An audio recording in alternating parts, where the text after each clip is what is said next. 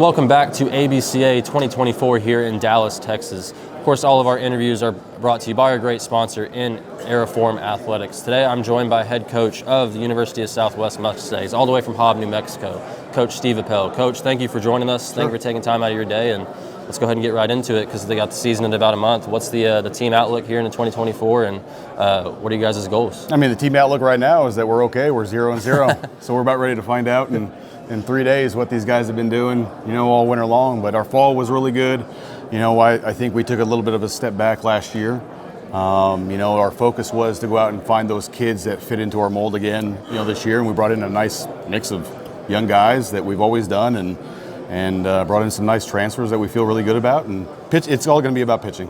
If our guys can throw strikes, we're going to be okay. We've never been known to have the guys that are 92 to 95, but our guys have always been known to pound the zone, and last year we just kind of got away from that, and that's been our big focus this fall. So. Right, for sure. And obviously you guys, you don't shy away from competition, that's for sure, both in the Red River and outside of the non-conference. And in the non-conference year, you guys have a tough slate.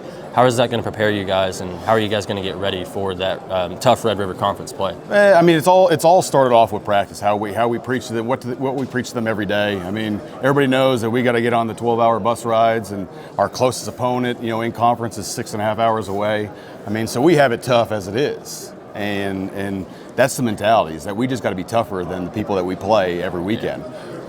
So it doesn't matter what our skill set is. If we get off that bus or if we're at home and we're preparing better and we're focused, I think we have a good shot.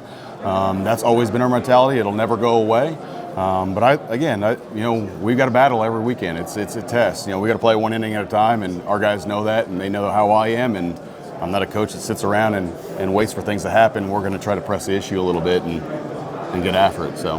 Yeah, and I can definitely vouch for that one, just knowing some of your prior history and your prior staff for sure. You're in your 9th year here at the University of Southwest, a beautiful facility out of the Jake, as they call it.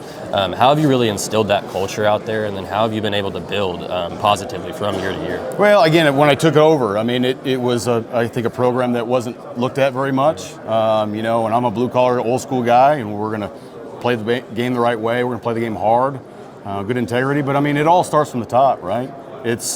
If I'm expecting my coaches to be great leaders as I expect them to be, it all starts with me. I've got to do things. I'm not a coach that sits in the office and, does paperwork all the time. I've got multiple jobs on campus, but I love every minute. But it all starts with me. I've got to show up ready to go every day at practice, and that hopefully will translate down to our coaches, down to our leaders on our club, and down to the young guys.